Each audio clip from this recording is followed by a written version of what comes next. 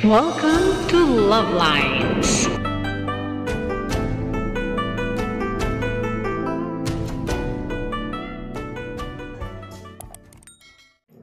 Good morning Philippines and hello world. Araw ng linggo kaya kasimba tayo. Ay na. Si Erna, nauna na sila. Kaya aming birthday celebrant si Ate Det. Sino ang birthday? Yan, birthday niyan sa susunod na linggo. Sino? Ito. Ano birthday mo? Hi doggy, may aso dun maliwanag. Maliwanag na maliwanag. It's a sunny Sunday morning. Yan. Sunny morning. Kami naglalakad papunta sa chapel. Walking is an exercise, kaya maglakad tayo. It's good for the heart, for the lungs, and the internal organs. Malapit lang naman, wala 1 kilometro. Harang.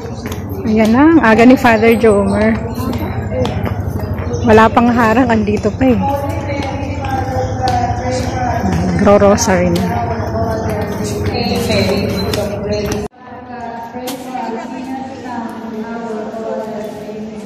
Glory be to the Father and the Son.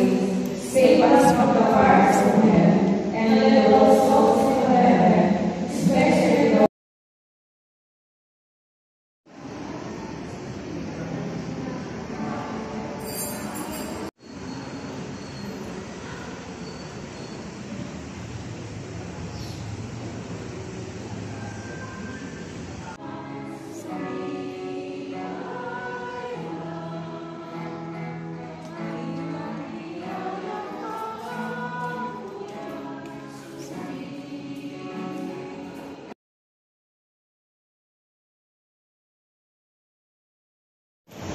Mayroon pong isang kwento tungkol sa dalawang kaibigan na Juan at Pedro. Si Juan at si Pedro ay matalik na kaibigan mula ng kanilang kabataan. Sila po ay mahilig maglaro ng basketball at ito ang paborito nila sports sa kanilang pamilya. Araw-araw sila po ay nagbabasketball at talagang nag-uusap na para pilitan ang pag-ibagan. Habang sila po ay lumalaki, sila po ay nakapag-isip na kung ano ang pamilya sa kanilang buhay. At talagang pinag-isipan na natin kung ano ang dapat gawin. At minsan, pagkatapos po nila ng basketball, habang sila po ay nagtitinay, habang sila po ay tumitingin, tinibigyan ang hinaharap. Sabi ng isa, Pedro, mukhang tumatanda na tayo. At sabi naman ni Pedro, o nga Juan, tumatanda na tayo at pinalagunan. Tayo po ay mag-aasawa at mayroon na tayong priority sa ating buhay. Ay hindi sa lahat, pinalagunan, tayo po ay mamamatay. Aminin pa natin hindi, tayo po ay gawin ng Diyos. Sa kanilang pag-uusap tungkol sa kamatayan, sabi ni Pedro kay Juan, Juan, mayroon akong sasabihin. Sabi ni Juan, ano yun Pedro? Sabi ni Pedro, Juan, pag sino po ang unang mamamatay sa atin, pwede po ba bumalik dito sa lupa at sasabihin kung mayroong basketball doon sa langit? Sabi po ni Juan, sige Pedro, kung sino mauna sa atin, bababa dito sa lupa at sasabihin kung mayroong pong basketball doon sa langit. Habang sila ay naglalakay, habang sila ay naglalaro ng basketball at lumalakbay sa kanilang buhay bilang isang Kristiyano. Sila po ay nag-asawa at magkasama pa rin parang nakikita at magkaroon ng time sa isa't isa para po magkasito. Kaya kinalakunan na una pong tumanda si Pedro at namatay. Sa kanyang pagkamatay, nabulol at naalala ni Juan na siya po ay nagbisita ang kanilang pangako sa isa't isa. At kung mga kapatid, talagang binulol, inantay na maininig at inantay ni Juan kung mapakita sa kanya si Pedro. Mahaba po panahon ang pag-antay ni Juan kay Pedro para mapakita. 1 linggo, 2 linggo, 3 linggo, 4 na linggo. Isang buwan makalipas, wala pang Pedro na nagpapakita sa kanya.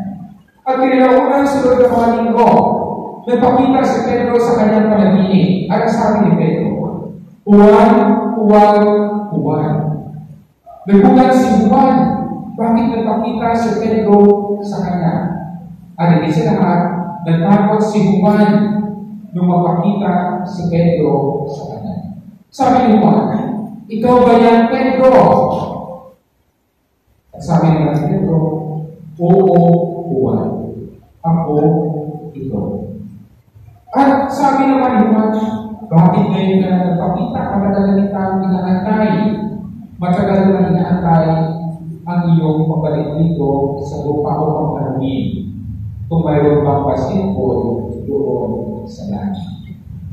Sabi ni Pedro, oo, Juan, ang dalawang bagay ang ating ibabalita sa iyo. Unang-una, yung masama, at pangalawa, yung mabuti. Sabi ni Pedro, ano ang gusto mong unahin ko? Ang mabuti o masamang balita? Sabi ni Juan, ang mabuti muna, Juan. Totoo ba may basketball doon sa langit? Sabi ni Pedro, oo, Juan, mayroon pong basketball doon sa langit. Tuwang-tuwang na si Juan sa dikita ni Pedro. At ang masamang balita, ano naman Juan, ano naman Pedro ang masamang balita? Ang masamang balita, Juan, ay pumunta ako dito sa lupa para nang balita sa iyo na mayroong basketball doon sa langit. At ang masama, pumunta ako dito para ikaw ay sunod. Dahil kulang kami na magpabasketball doon sa langit. Mga kapatid, minsan takot po ang mamayani sa ating isip at sa ating puso. At minsan, tayo po ay binabalot ng takot sa ating buhay. Katulad po ng mga alagad sa ating Ebanghelyo na mapakita sa kanila ang Panginoon. Ang sabi nila sa Panginoon, multo. Ngunit, ano ang ginawa ng ating Panginoon? Ipinakita niya ang kanyang sarili. Ipinakita niya ang kanyang sugat sa kanyang mga kamay at paa. At doon, naisan ang takot, naisan ang lungkot, naisan ang dinadilang problema sa kanyang sarili. Kinagabunan, sa pagpakita ng ating Panginoon Jesucristo, bumalik ang sigla, bumalik ang tapang nila sa kanilang mga sarili, at nagpatuloy sa kanilang mga gawain, nagpatuloy sa kanilang pagpapahayag ng mabuting balita. Dahil sila po ay pinakamayanihan, sila po ay pinabayan, sila po ay tinulungan upang lumakas ang kanilang pananampalataya. At ito din minsan ang nangyayari sa ating mga kapatid. Minsan, tayo po ay takot na harapin ang problema sa ating buhay. Kaya kung saan, tinatakasan po natin. Kung minsan, pumupunta tayo sa iba't ibang lugar. At minsan, umiinom po tayo, nag-isyo po tayo para iwasan at huwag harapin ang problema sa ating buhay. At ang pinakamasama pa, minsan sa ating pagtakas, nalulungkot tayo doon sa magiging problema dahil sa takot natin harapin ito. Nadagdagan ang ating problema. Takot tayo harapin at takot tayo sa multo ng ating mga sarili.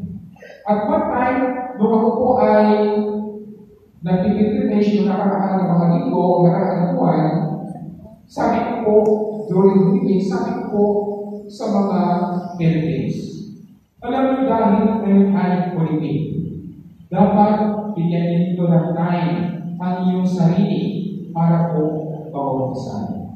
Para po linisin ang iyong sarili, para makipagkasundo sa Diyos. Mayroon pong sumagot sa akin, Father, takot po ako mag-umpisal. Sabi naman, bakit takot ka mag-umpisal? Sabi na nagsabi, kasi Father, baka po i-chismis ng pari ang kanyang kasalanan.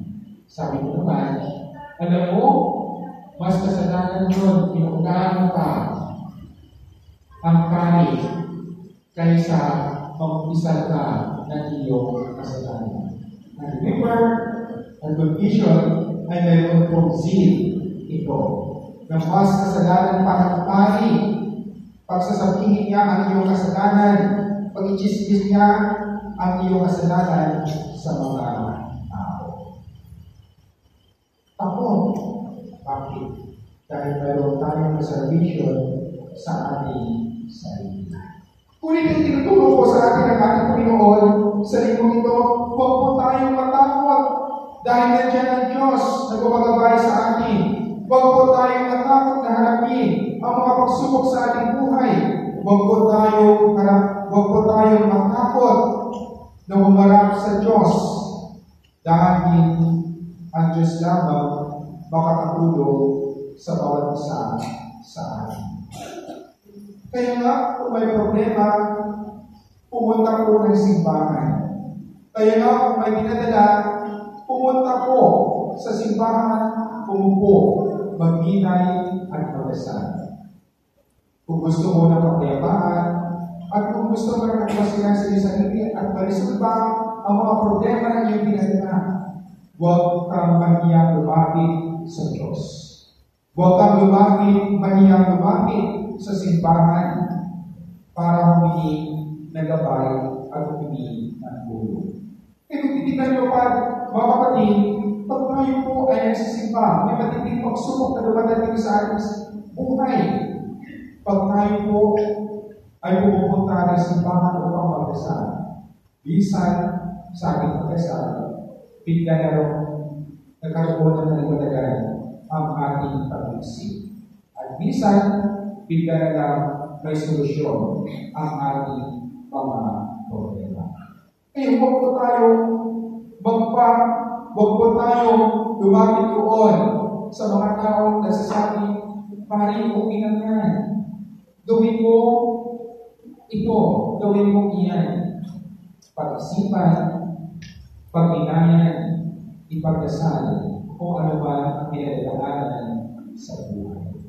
At huwag tayong lumapit doon sa mga tao, sige, halika, inom muna tayo, pasyan muna tayo, bisyo muna tayo para magkaroon ng solusyon ang iyong problema. Ang ating pong lapitan ay ang Diyos na siya gumagabay sa bawat isa sa atin. Pero mga kapatid, napakahalaga po ng ating pananampalataya. Napakahalaga po ng ating pagtitiwala sa Diyos. Napakahalaga po ng pagharap natin sa mga pagsubok sa ating buhay. Ako, marami akong kinakatakutan sa ating buhay.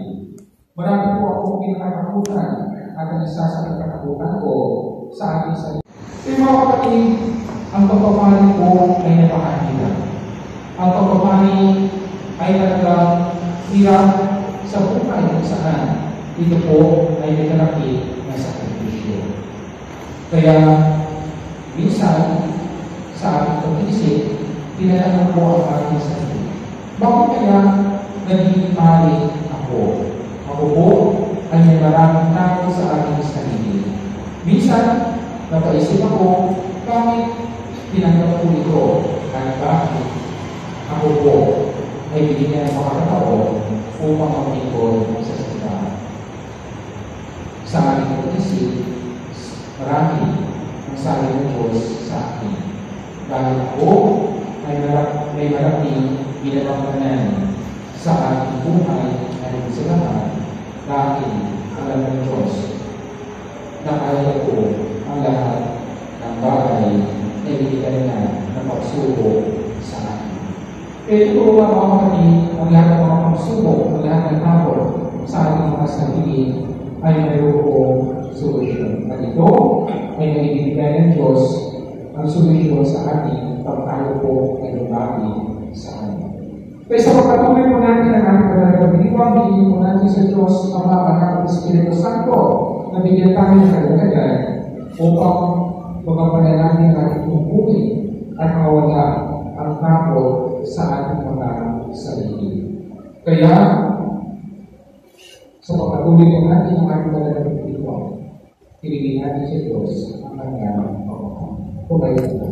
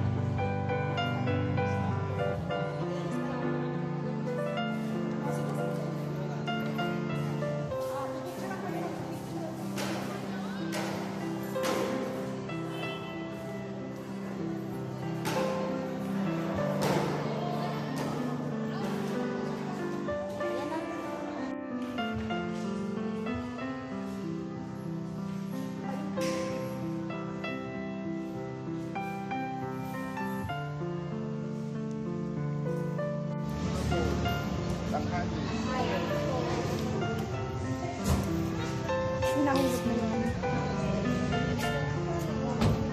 Sige, kaya ano yan? Yan sa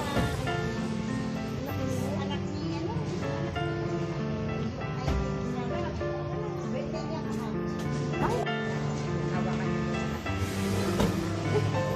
lahat mo na para ako na lang magtinda na ito. Kasi kaya ikaw na magtinda. Nakatinda ako sa mga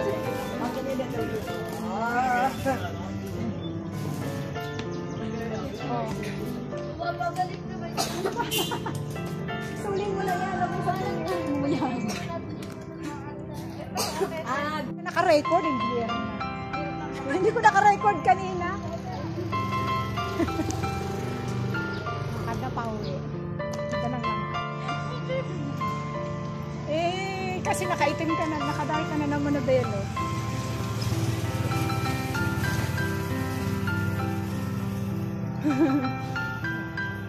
Saan na kayong dalawa?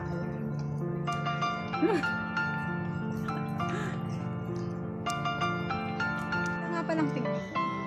Saan kayong dalawa?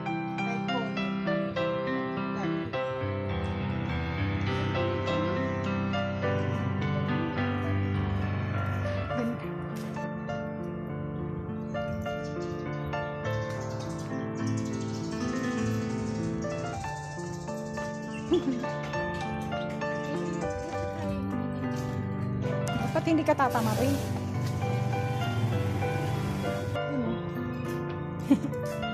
Naon ba yung camera? Cotton clouds.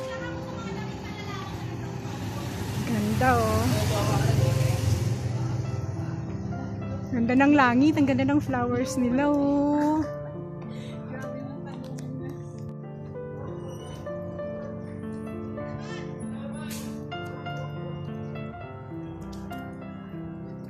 Uy, oh, kumusta ka? Nakapagdahon na yun. Hello, flowers. I'm home.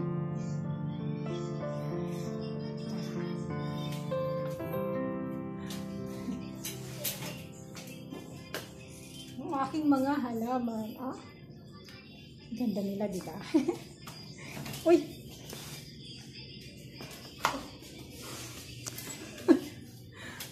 Yan, welcome home. So that's all for now. Thank you so much for watching. Once again, this is Love Lines. Have a good day and God bless.